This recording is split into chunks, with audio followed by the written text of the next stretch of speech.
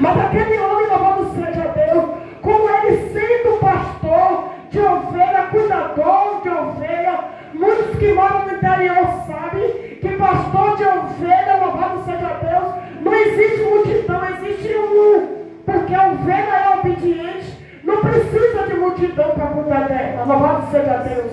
Mas aquele homem percebeu ali que no meio do caminhar existia um que ficou para trás. Louvado seja Deus, ficou no meio do caminho. Louvado seja o nome do Senhor Jesus. E o que me chama a atenção, louvado seja Deus, era a maneira como aquele pastor de ovelha observava aquele rebanho. Porque tinha 99, louvado seja o nome do Senhor Jesus, aos nossos olhos carnal, não tinha como a gente perceber naquela multidão que no meio faltava uma.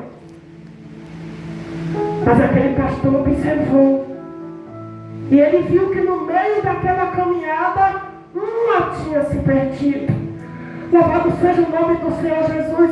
Mas ele não já tinha 99. Ele poderia deixar aquela de lado, louvado seja Deus, e dar prosseguimento naquelas que estavam. Mas o pastor, alguém que trabalha com alma, eles não conseguem deixar aquela alma dispersa.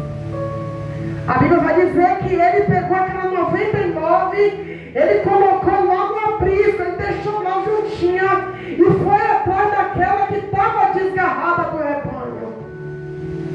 Louvado seja o nome do Senhor Jesus. E hoje no nosso meio nós temos muita gente. Nós temos muita ovelha. Porque aquela parábola, louvado seja Deus, para Jesus falar, hoje ele está comparando como nós, as ovelhas somos nós. E quantos hoje estão no nosso meio desgarrado?